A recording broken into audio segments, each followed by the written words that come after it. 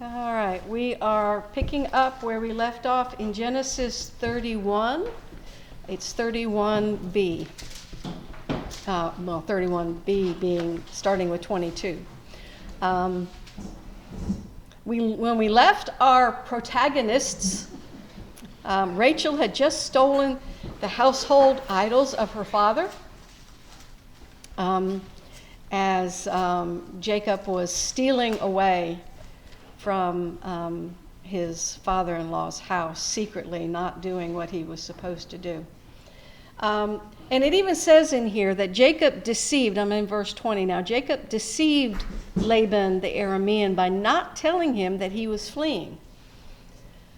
Back in those days, culturally, when you did this, when you left like this, there's a pretty good chance you're never going to see each other again. So very often it was the usual custom that the families would have a celebration. When it even go on the journey so far, they would kind of make this little caravan to send them off and go. And Jacob was not doing that. He was being Jacob and deceiving him by trying to secretly go away. So we pick up this evening in verse 22, where Laban doesn't find out for 3 days. So that kind of tells you that they weren't in the same household, right? I mean, he can be gone for 3 days. Everything, all the kids, all the wives, all the livestock, everything is gone. And Laban has to be told about it for 3 days, after 3 days. So there's a pretty good distance between them.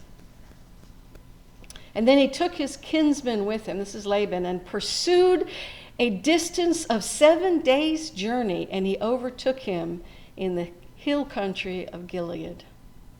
And God came to Laban the Aramean in a dream at night and said to him, "Be careful that you do not speak to Jacob either good or bad."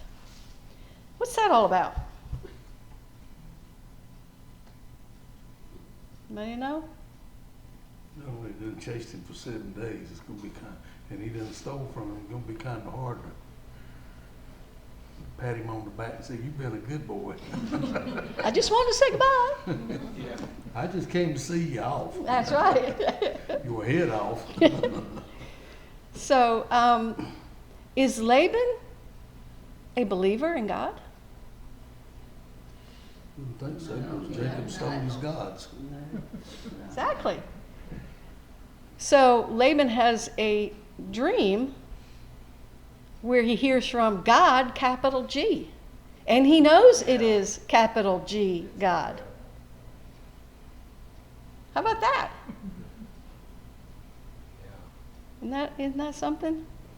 And what do you... For the one true God to intercede because it involves Jacob. Mm-hmm. Yeah. God's interceding doesn't surprise me. Laban understanding who he's talking to. That's what surprises me. But again, it speaks to culture that is more open to the supernatural. So, and I'm quite sure that God identified himself. I am the God of. And we're assuming that Laban did totally understand that it was the God, because it tells us right here that that's what happened. Mm-hmm. Assuming that Laban's on board. Mm-hmm. Is the truth. Yeah. So what do you think God meant when he said, "Be careful that you do not speak to Jacob either good or bad"? What do you think God's trying to get at there? They both have conceived each other. And, he had gone in and told him to do this, and he cut his salary or wages from him. Then Jacob at the same time did this. So I think God was just letting him know, I'm on Jacob's side. Okay. I think that's pretty clear there too. Why would he not let him say anything good to him? Well, the Hebrew translation is actually a little bit different from what I read. I'm not sure what your Bible verses say, but the actual Hebrew translation is not to speak from good to bad. So a little bit of a shift there. In other words, don't take words, good words, and go bad with them. Because it does, this translation in particular says God to Jacob, either good or bad, kind of makes like just behave yourself, you know. How can you Don't talk? say anything. That's right. Don't say anything, right. What his mother would say. So I think the point is that God was saying, calm down. Again, I'm on Jacob's side. So, you know, he didn't stop him from going. He could have, but he didn't. We go to verse 25. Laban caught up with Jacob. Now Jacob had pitched his tent in the hill country, and Laban with his kinsmen camped in the hill country of Gilead. And Laban said to Jacob, what have you done by deceiving me and carrying away my daughters like captives of the sword? Why did you flee secretly and deceive me and did not tell me, so that I might have sent you away with joy and song and timbrel and with the lyre? What was that all about? No, he didn't pay attention to what God said. It No, sounded he to didn't. me. He tore into him first thing, sounds like to me. That's right. That's right. Do you think that's what Laban really was upset about? That you didn't let us celebrate you leaving? No. That's culturally correct, because that's what we should have Took all these done. goats. Yeah. But, you know, you took away all that fun we could have.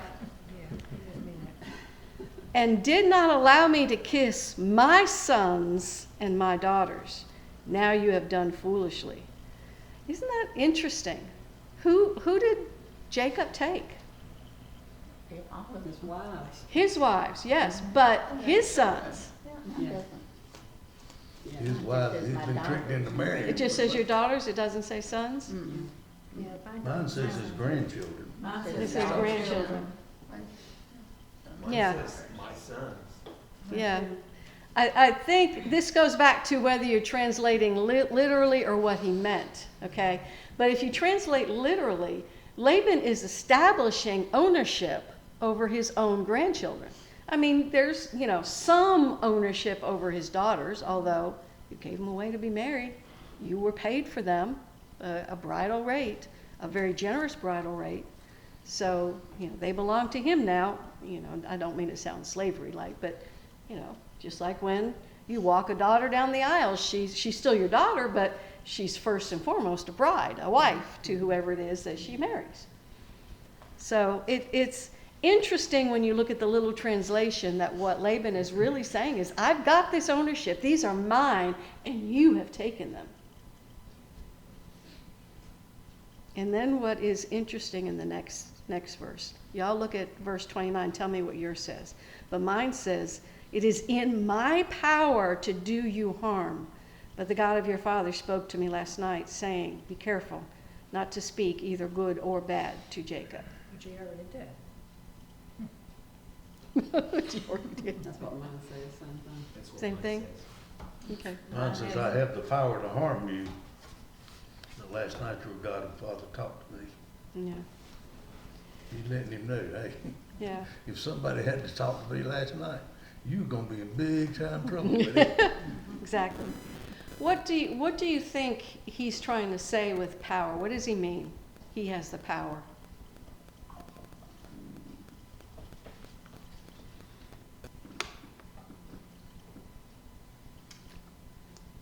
He has More enough. men, Hmm? have more men. Yeah. Yes. Yeah. Men, army, He brought an more army goats, with more him. camels. Yeah. He brought with him an army, and that was, you know, when I first read it, it was like, it is in my version says, it is in my power, which almost makes it sound like I have the right to do harm to you. But the digging into it, it's not about the right to do it, it's that I have the manpower. You know, you've got a whole bunch of wives and a whole bunch of youngins, but I'm the one with the army, and I could definitely do something. But had it not been for, and again, the God of your father, not your God, Yeah. the God of your father spoke to me and said that. And now you have indeed gone away because you longed greatly for your father's house. But why did you steal my gods?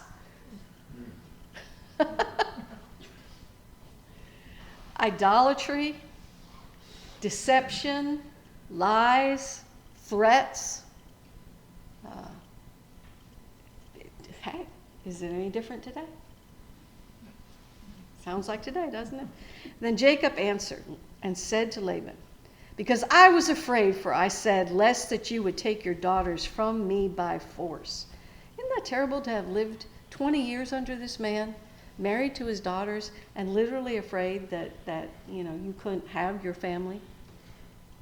Because culturally, he should have left a long time ago. He should have taken them and gone back to his home. But he was afraid. Now, was he being honest about being afraid? But he said, I'm afraid, lest that you take your daughters. The one with whom you find your God shall not live in the presence of your kinsmen. Point out what is yours among my belongings and take it for yourself. For Jacob did not know that Rachel had stolen them. Now, what do you think about this? Why would Rachel steal her father's gods? She worshipped him too. And Well- also so that he would be motivated to follow. You think so? Well, she should have known that might do it. Yeah. Maybe she took It's them. like, Yeah, but she thought those guys might keep him safe. Yeah. I never thought about it that way, that maybe she wanted her father to follow them. it occurs to me that's a possibility. Yeah. Yeah. Because Yeah, maybe she had her It's doubts like- about heading off into this strange, I mean, Yeah. it was a control issue for sure, but Mhm. Yeah. she knew what they meant to her father. Mhm. It's Mhm. like, whoa. And what do these gods mean? What is the difference between the gods, little g, of that culture and our understanding of God, G? Is there any difference? One for us, and Right. a lot for them. Right, there's But- multiple ones, but there's only But one the for us. importance he would put on his gods. Hmm. But might- why? That's right. Why are they important to him? Why is our God important to us? Hard question, huh? Hard to put it in words. Yeah. Yeah, in How 5 long words have or you less. Yeah. Maybe she worshiped these gods also. I believe she did, And she exactly. didn't worship Jacob's God, which Jacob Right. still wasn't really worshiping his God. Exactly. He was not worshiping God. Okay, so she was bringing gods. But that, They each have a different form of protection. They did something. There was yes. a fertility one, there was Yeah. And Jacob didn't know that she had it. It was for something else. Right, Yeah. right. But that's the key right there. Our God, we worship our God because He is the one true God, and He's over everything, and everything that happens in the world is under His power and His sovereignty. Well, in a slightly similar way, and I'm not trying to be heretical here, but they had multiple gods. They had a god over fertility. Rachel was having problems having children, okay? Was she going to leave behind the very thing that she thought was going to help her have children? No, she wanted to have it. But then again, they're leaving to a new country. There was the belief that these gods were actually gods of wealth and the ability to have animals and take care of crops and safe travels, and they're all of these things. So Didn't give them safe travels because her daddy caught them. doesn't kill them. So maybe Yeah. she might say that there's something to that. We know that there's not. And they had to have a hands-on God, they had to have it in front of them, where we can't say, well, you took my God and left, because everybody's got we got our God, and theirs was, we gotta see it right there, we gotta pray to it right here, this is it, we gotta have it right there to pray. We can pray anywhere, anytime to our God. And they were sort of like the gods or tools for success. Yeah. Right. Rain. Exactly. Rain and wind and storm and fertility and all those kind of things. But yes, exactly. The very idea that someone could steal your God. Can anyone steal our God? No. No. And He's No, always I'm there. gonna take mine home with me and I go tonight. Yeah, he's right here, and we're all going to go home with our God. That's exactly right. So just think about that life of thinking that an object Yeah. is God and someone would take it. But even more interestingly, you'll see this a little bit more in the New Testament. I mean, theoretically, Laban lost his God, so what do you think happened? He went and got another one. It just was going to cost him some money, but he went to whoever it was that makes these things, carved it out or molds it and puts it in a mold, and he got another one. Now, in fairness to the culture, they don't really believe that object is a god, okay? They believe that the gods indwell the object, okay? Symbol. It's a symbol, it's an idol, okay? And that's exactly what, it is an idol. And they need to placate their gods Right. by having an idol in their possession. An image of that God would come down and dwell in. So, if we were that type culture, we would say, the God of this chair, someone steals my chair, that means my God is not in this chair. You know what I mean? It's like, it's weird. It's weird.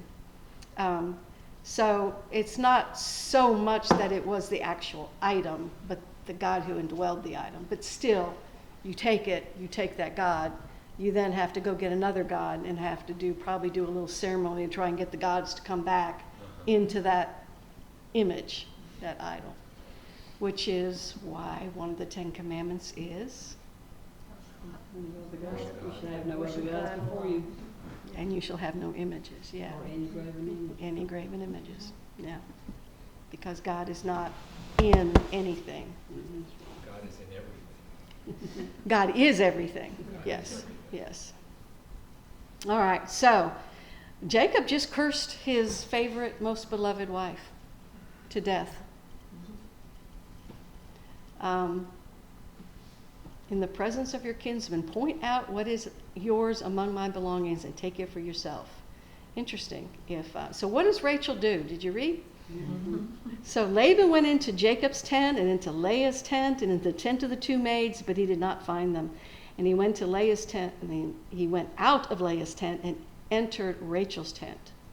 Now Rachel had taken the household idols and put them in a camel saddle, and she sat on them. And Laban felt through all the tent, but did not find them. And she said to her father, "Let not my lord be angry, but I cannot rise before you, for the manner of women is upon me." So he searched, but did not find the household idols. Where do you think she learned some of that? Apple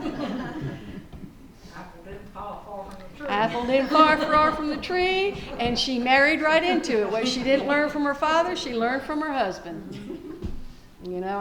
And even modern day men are probably going to be like, "I'm not touching that. I'm not getting near that." So they got away with it. And this is where Jacob unloads on Laban. Then Jacob became angry and contended with Laban. And Jacob answered and said to Laban, "What is my transgression? What is my sin that you have hotly pursued me? Though you have felt through all my goods, and have you found your household gods? Set it here before my kinsmen and your kinsmen, that they may decide between us two. These 20 years I've been with you. Your ewes and your female goats have not miscarried, nor have I eaten the rams of your flock. That which was torn of beasts I did not bring to you. I bore the loss of it myself. You required it of my hand, whether stolen by day or stolen by night. Thus I was. By day the heat consumed me, and the frost by night. My sleep fled from my eyes. These 20 years I've been in your house. I served you 14 for your 2 daughters, and 6 years for your flock, and you changed my wages 10 times. If the God of my father, the God of Abraham, and the fear of Isaac had not been for me, surely now you would have sent me away empty-handed." Woo! He mad. Yeah. He mad. But you notice something else he still says? God of my God of my father. Okay, that if God of my father, how many more times does God need to slap him on the head? You know, if it hadn't been for the God of my father and the fear of Isaac, what does he mean by that? Who is Isaac now? Isaac is his father. So why would Laban fear Isaac? It's his brother, wasn't it? But I don't. Mm-mm. You mean who, well, Jacob? They're brother-in-laws. Yeah. Oh. Isaac was a great army. Isaac, you know, you hurt my son? He had an army. Laban thought he had an army. Wait until you get Isaac's army. You know, so if it hadn't been for the God of Abraham telling you to leave me alone and the fact that you were afraid of hurting me because my daddy'd come and get you, then I would have been sent away from here without anything. You would have taken everything that I'd worked 20 years for and sent me away. One interesting thing, my Bible capitalizes fear. So Mine fear of, Yeah. the fear of Isaac is like a name, sort of. Or it's a divine. This was another divine name signifying Jacob's identification of the God who caused Isaac to reverence him. So the fear of Isaac is like a religious fear, Uh-huh. the fear of God. So that's why it's capitalized, because it's divine, it's a Well, religious fear. the Hebrew word is pakchad, which in Hebrew means alarm, dread, fear, great fear, terror. A masculine singular noun translated dread, terror. This dread was often caused by the Lord. The dread can cause trembling. The noun occurs in cognate accusative construction. It's also in verse 53. The fear with capital F of his father Isaac. The God of Abraham and the God of Nahor, the God of their father. Yeah, Between yeah, that Jacob swore by the fear of his father. right. So it is, yeah. It's a pretty big word. So what happens?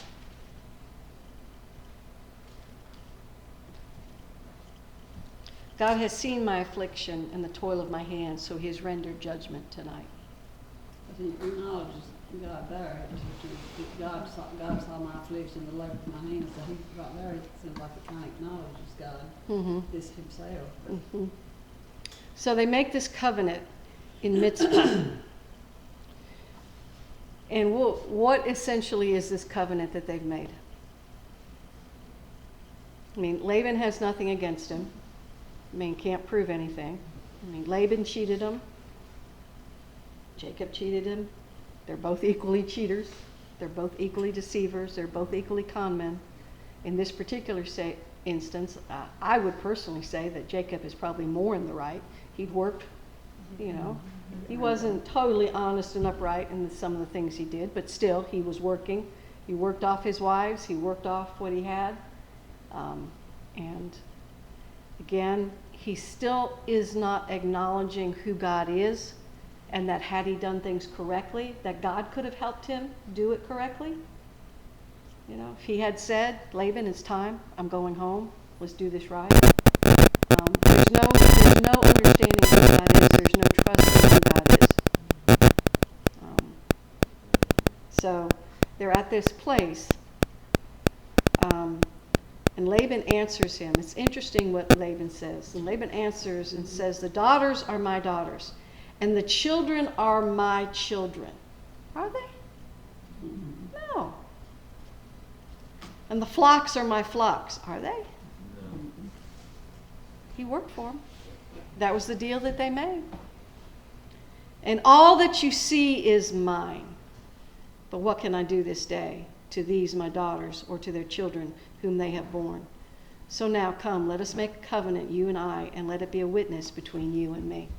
So they come together in this place, you know. Two connivers have out-connived each other. And this becomes an impasse. They're going to build a little pillar, okay? And basically what that pillar means is, you stay on your side, and I'm going to stay on my side. And if ever we cross, there is no covenant anymore, and it'll be war. That's basically what they said. Think about that as a family. You know, those were his grandchildren. Yeah. But saying it like that means that, I mean, this covenant meaning they're never gonna see each other again, that means he's never gonna see his kids anymore. Right. Yeah. I mean, it was hard enough to see them because, again, he'd already traveled 7 days at a high speed to get where they were. Right. And they weren't even where they were supposed to be yet. So you're talking about being, Many days away. Yeah. many days, 2 weeks, Distance 2 weeks, a was month was. substantial back then. Distance was substantial. Everything was on foot or by camel or, donkey, something like that. So, you didn't drop everything and go visit for Christmas. You just didn't. It's not to say you necessarily never saw each other, but they are not seeing each other anymore You're right. because there is that pillar. 52, this heap is a witness and the pillar is a witness that I will not pass by this heap to you for harm, and you will not pass by this heap and this pillar to me for harm. So they swore to each other, and they spent the night together. And on 55, and early in the morning, Laban arose and kissed his sons and his daughters and blessed them. Then Laban departed and returned to his place.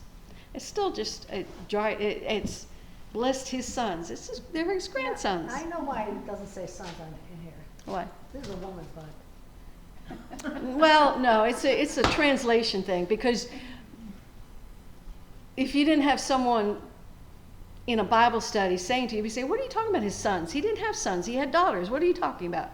So Mine says grandchildren. Mine says- yeah, mine that's what I'm says- saying. mine Most says- of the translations are going to say grandchildren because that's what they really were.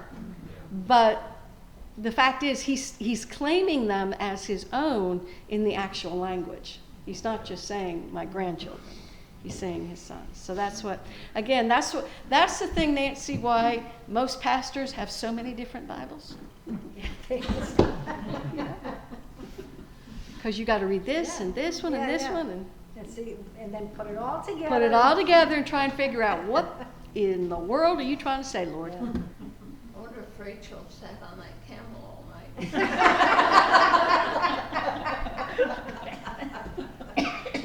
I'm okay. I'll just sleep right here.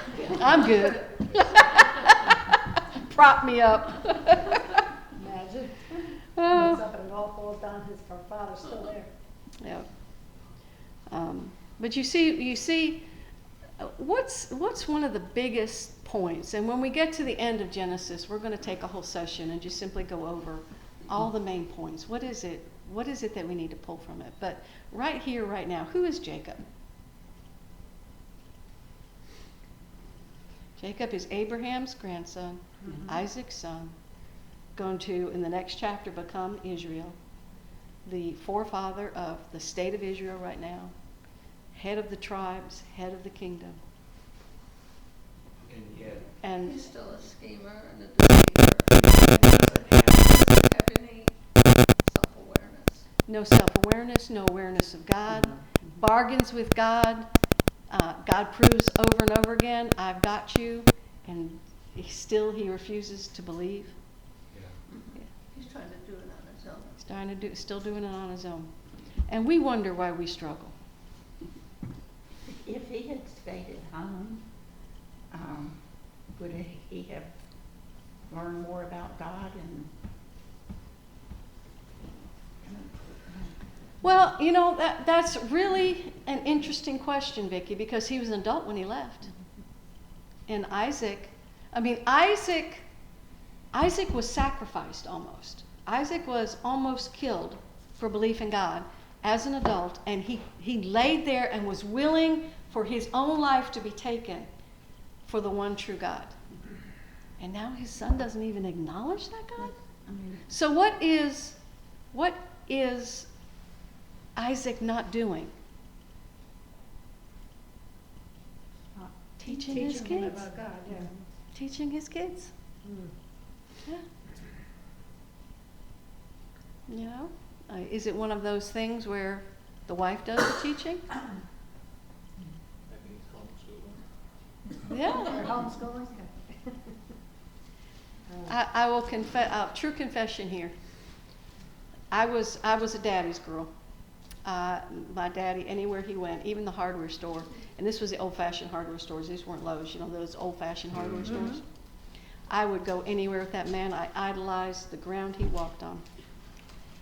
But as he got older, he said one thing one time that I laid into him a little bit like Jacob laid into Laban, because he made a comment that it was my mother's job to teach us, and he had nothing to do with it. And I just like, oh yeah? And, you know, Teach you about what, God? anything, Anything. anything. It's your mother. Yeah, that's your mother's job. No. You felt like, can't you see how much you've taught me so far? Yeah.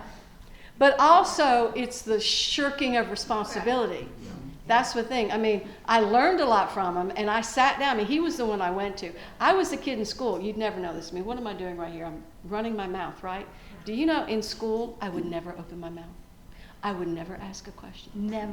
Never ask a question. How embarrassing to ask a question in school, to raise your hand. So I'd go home, and I'd say, Daddy, I don't understand. Teach me. And he and I spent, I can't tell you how many hours at the dining room table. So he taught you. He taught me. I can remember when you wasn't really very talkative.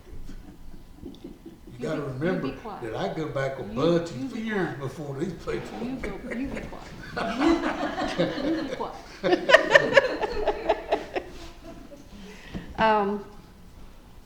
But, you know, and that's what I wonder if Isaac is a little bit of. You know, Isaac, it's not so much that he didn't do it as that he refused to take on the responsibility for making sure it happened. You know what I mean?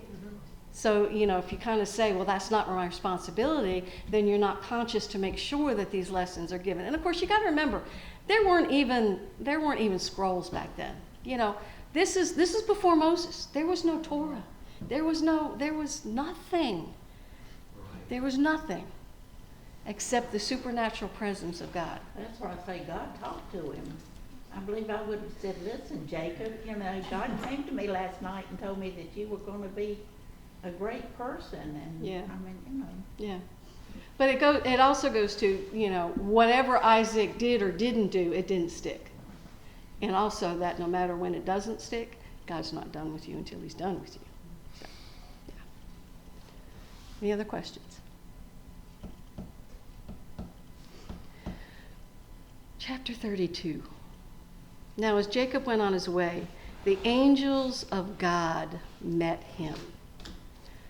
Have you ever seen that before? What? What in the world? The angels of God met him. What does that mean? Lightning struck. Amen. Amen. And Jacob said when he saw them, "This is God's camp." So he named the place Mahanaim. Good grief. Here again, you don't believe in God, but you understand. And again, he had that dream. He'd already had the dream at Bethel. So he had already seen the stairways to heaven. He'd already seen the angels going up and down. And what do you think God was trying to do here?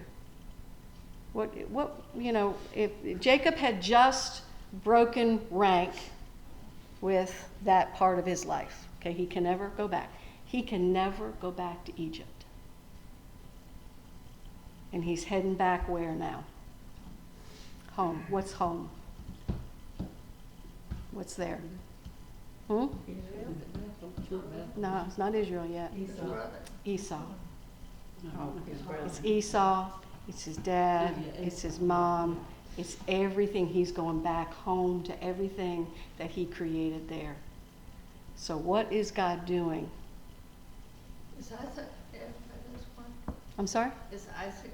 Isaac is not dead. Which makes it so interesting, the fact that 20 years earlier, Isaac thought he was dying and was going to bless. Yeah, but he also said, Esau said he wasn't going to kill him until the dad was gone. Right, right, exactly. So, does Jacob know whether or not Isaac is dead? I mean, He doesn't. well, he does, but he doesn't, because again, they are family. So if Isaac had died, he probably wouldn't be given enough time to, hey, come to the funeral, but the message probably would have gotten back that Isaac is dead, because they were family. Even at that level, not just Jacob, the upper level. So does this mean when Jacob, the angels met him, that God finally opened his, or he finally opened his eyes to God, or? Well, we're getting to the point where God really, really grabs a hold of him. And I think this is the preamble to that. But I do think God is preparing to make himself very visual to Jacob and very, Present. very present, very, okay, you're mine. You've closed this chapter on your life. You've got your family. We're going back home. We're going back to the land that belongs to you, the land that I told you was going to be yours. So I'm going to send my angels, my messengers, to get you there. It's me and you now. Yeah, exactly, and that's He's- about what's going to He's come. reminding him of his call on his life. Yeah. Yeah, that's right. It's time to grow up and take on the responsibilities. Then Jacob sent messengers before him to his brother Esau in the land of Seir, the country of Edom. He also commanded them, saying, "Thus you shall say to my lord Esau, thus says your servant Jacob, I have sojourned with Laban and stayed until now." Sojourned. What is your... I vacationed with Laban. "And I have oxen and donkey and flocks and male and female servants, and I have sent to tell my lord that I may find favor in your sight." And the messengers returned to Jacob, saying, "We came to your brother Esau. We came to him. And furthermore, he's coming to meet you. And he's bringing 400 men with him." Mm-hmm. Big brother coming. That's right. Big brother's coming. Then Jacob was greatly afraid. Afraid is a different word than fear. Let's see what that word is. 3372.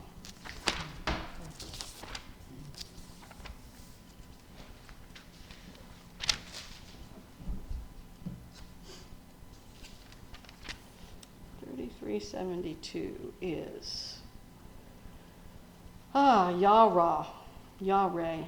It's fear. Frighten, afraid, to make afraid, dread, reverence. The verb meaning to fear. So the other word, fear, is a noun, which was going the way you were talking about, like a name. This one is a verb meaning to be afraid, to revere, to be made afraid or frightened. Oh, why does he call Esau Lord? Yeah, that was the point. Yeah. Thus you say to my Lord Esau. Why is he calling him that? I mean, I know you don't know he's the Lord, but why would he call Right. him It's that? first of all, it's not capital. Yeah. it's well, a I knew lower it L. wasn't that. I knew Right. that. It's a respect thing. No. But remember back when they were born, God said, the younger one, or the older one will call the younger one Lord. No. Right. Lord in the Right. story. But Jacob is actually kind of saying by this that he's giving back that birthright. He's not calling the birthright. Although at this point, he may just be trying to manipulate again. No. Right. At this point, he just scared. Yeah. He's scared. Right. Right. So, So Esau again, gonna take everything. yeah, but and that's what he's trying to do, is saying, okay, you're my Lord. I'm not coming back to try and take my birthright. Just calm down. Servant Jacob. I'm your servant. And Jacob was greatly afraid and distressed, and he divided the people who were with him, and the flocks and the herds and the camel, into 2 companies. For he said, if Esau comes to one company and attacks it, then the one company which is left will escape. And Jacob said, O God of my father Abraham, and God of my father Isaac, O Lord, who didst say to me, return to your country and to your relatives, and I will prosper you. I am unworthy of all the loving kindness, of all the faithfulness which thou hast shown to thy servant, for with thy staff only I crossed this Jordan, and now I have become 2 companies. Deliver me, I pray, from the hand of my brother, from the hand of Esau. For I fear him, lest he come and attack me, the mothers with the children. For thou didst say, I will surely prosper you, and make your descendants as the sand of the sea, which cannot be numbered for multitude. What is Jacob just doing? Begging God. In a form of a prayer. What kind of prayer is it? What is he specifically doing here? Prayer of submission. Yes. He's humbled himself and asked for salvation. Yes. Well, I'm not quite sure yet, because he's still, He does ask for deliverance. he does ask for deliverance, but he does it by pointing out, God, you're the one who did this. You're the one who told me to leave. You're the one who told me that you were going to prosper me. And he does say, I'm not worthy, because I crossed the Jordan. When I went to Laban, all I had was my staff. And now I'm coming with so many people that I've got 2 companies. You've blessed me. I don't deserve it. But you're the one who told me to go home. And you're the one who said that my descendants are going to be like the seashore. So if you wipe us out, you're a liar. Where are we? Putting it It's kind of like you said, Abraham. We are beside the Jabbok River. 32, I stopped at 12. Okay. 32:12. I stopped after the prayer where Jacob is pleading to God. I'm sorry, It's Vicki. kind of like you said Abraham did with God over Sodom and Gomorrah. Exactly. Exactly. Certainly if God like you wouldn't go back on your promise. That's right. Exactly. So he's negotiating with God. He's in a prayer where he's reminding God of who God is. You're the God. You know, you've already done to me more than I deserved. So he's humbled, like you said. But again, you're the one who told me to do this. So we spent the night there, and this picks up from where I preached. So I don't have to read it to you again. You heard it 2 days ago. 3 days ago, 4 days ago. He spent the night there, and he sends waves of gifts to Esau. Okay, he said his prayer, and he sends waves of the lambs, and waves of the sheep, and waves of the donkeys and camels, sending them to brother each time. These are yours, and Jacob's coming too. Lord, these are yours, and Jacob's coming too. Each one a distance away, but just far enough that Esau can see. Okay, I get these gifts. What's that? They're yours too. He's coming. He's coming. And then Jacob is at the Jabbok. Do you remember what the Jabbok means from Sunday?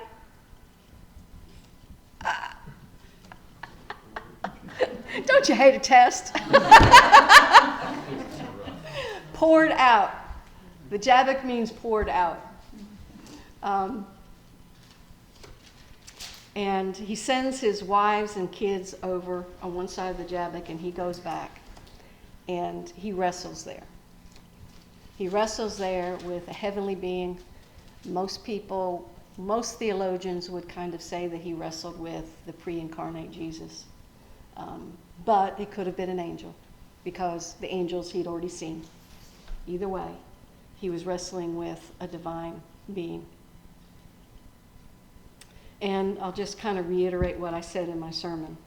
He's wrestling with him, and when he sees that Jacob is not giving up in this wrestling match. I mean, this is an angel, or this is Jesus in his divinity. Could he have defeated Jacob? Yeah. I mean, the very fact that he's willing to wrestle with him speaks to how God is willing to meet us at our level, to get out of us what it is that's in us, rather than zapping us into submission, which he could do, justifiably. He wrestles with us to get us to give that part of ourselves that's broken. That's so powerful.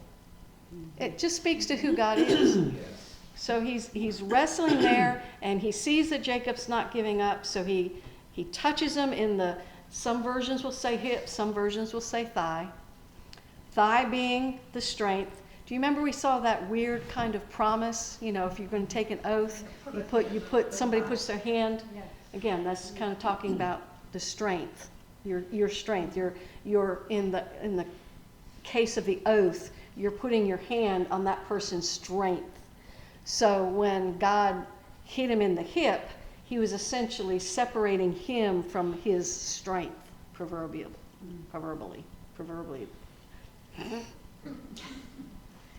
My mouth is not working today. But Jacob doesn't give up. Did you have a Didn't question? Isaac say that to Jacob when he thought he was dying, but he wasn't? He says, "Put your hand on my hip, Mm-hmm. my thigh." Yeah, yeah. Yeah. It's kind of like a transfer of strength. Put your hand in my strength, Oh, okay. and I'm going to bless you with my strength, putting my mantle on you. Yeah, exactly. Still, even though he's in pain, his hip is dislocated, he doesn't give up. And finally, the guy says, hey, it's been all night. I'm giving up. Not because he couldn't win, but day's breaking. Of course, we know that being a divine being, he knew what was about to happen. And Jacob says, I will not let you go unless you bless me. And that's when he finally says the words that makes Jacob think. What is your name? What is your name? Jacob. I've been a deceiver. I've been a con man. I have swindled a blessing from my brother. And I'm going right now, to meet him.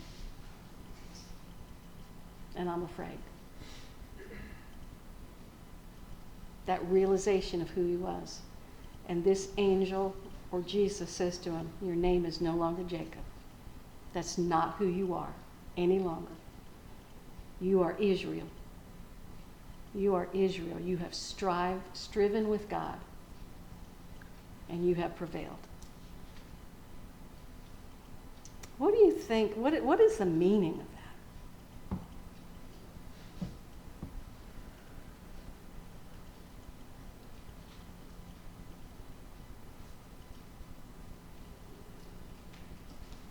I think for me it shows that how much patience God has and how willing He is to keep after us until we turn to Him and then want to serve Him. And Jacob was definitely testing him, that's for sure. Jacob was born again, Yeah, that's a good one. Born again. and the old was replaced with the new. Mm-hmm. Yep. I mean, in a way, the sovereign God knew that Jacob was the son of the promise. So, in a way, there was kind of like almost like bumper guards.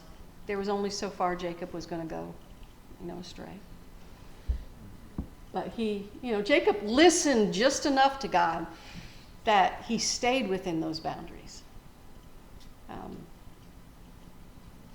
Yeah. And of course, Jacob asked for his name, and the guy's not going to tell him his name. And Jacob named the place Peniel, because I've seen God face to face, and yet my life has been preserved. So what happens when he meets Esau? Going on chapter 33. What happens when he meets Esau?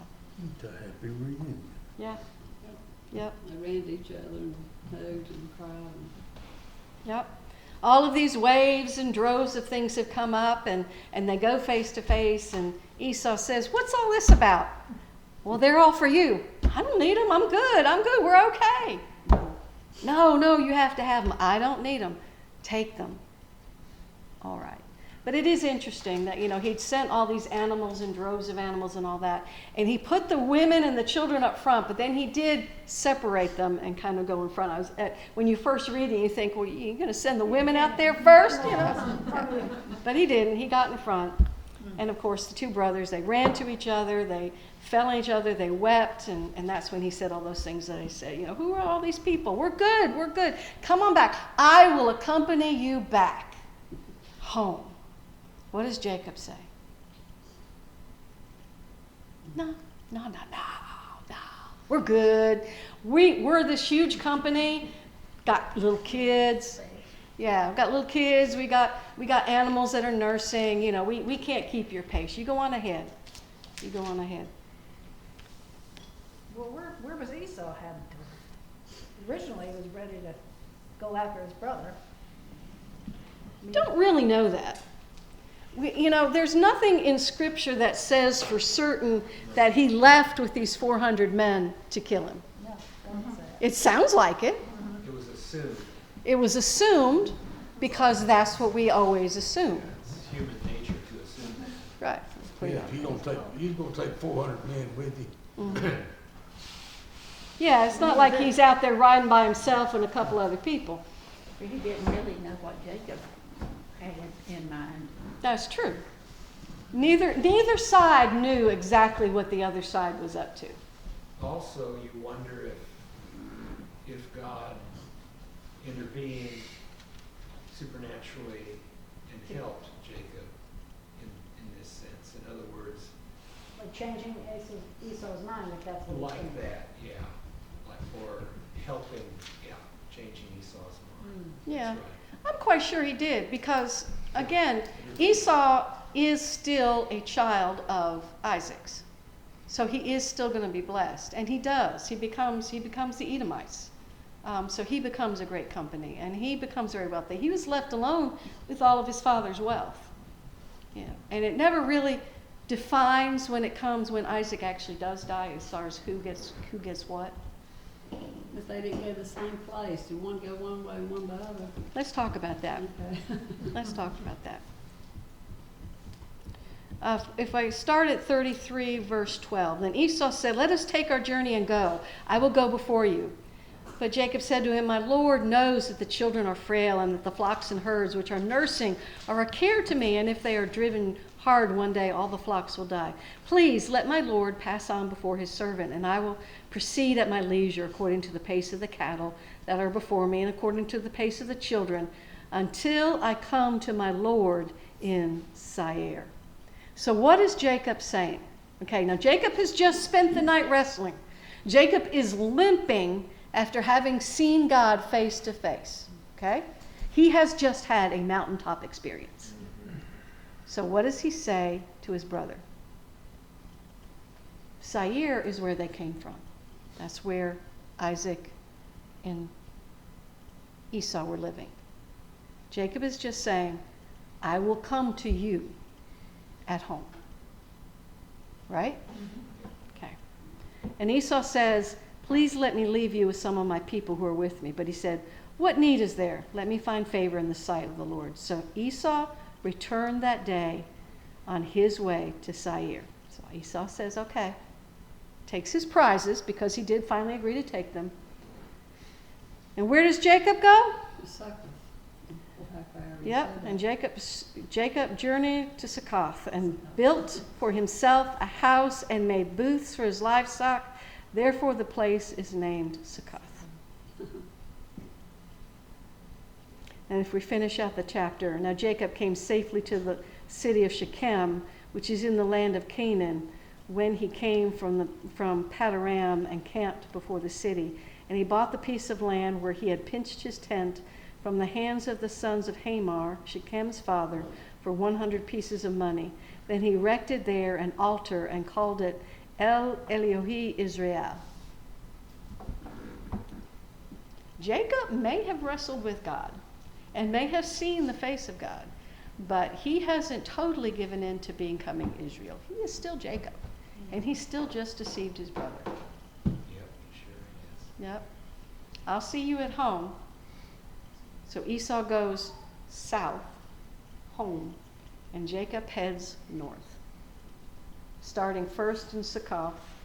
Doesn't really say how long he spent there, but he goes on to Shechem. Okay, guys? I need you to pay attention to this. Where did God told him to go? Home. So he's not listening. Home. Where does Jacob go? Shechem. It's in the land of Canaan. It is in the land that is part of the promise, but it is not home. It is a city. He is not behaving. Remember what happened to Lot? When Lot decided that he liked the glitter of Sodom and Gomorrah? Okay? There's some of this going on here. Spoiler alert. We'll stop there. We'll pick up at 34 when we come back, because it's 7:31.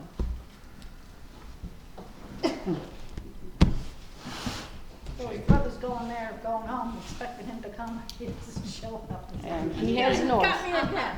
And he heads north. All right, let's pray real quick. All right. Gracious Heavenly Lord, thank you for your word. Thank you, Lord, that you never, ever give up on us, that you are willing to wrestle with us till you wrestle out of us everything that stands opposed to you. And Lord, I ask you now that you'll take each one of these souls home safely and then bring them back again to the fellowship of this church, of your community, that we could worship you again in truth and in spirit. We ask all this in the holy name of your Son, Jesus. Amen. Amen.